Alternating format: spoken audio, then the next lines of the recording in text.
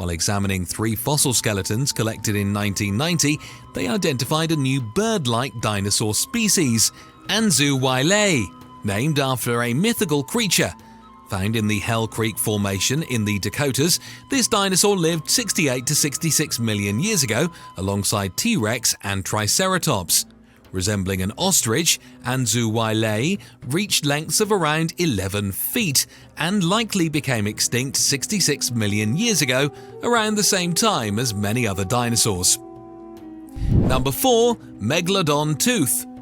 The megalodon, known as the largest predatory animal to have ever lived, existed between 23 and 3.6 million years ago.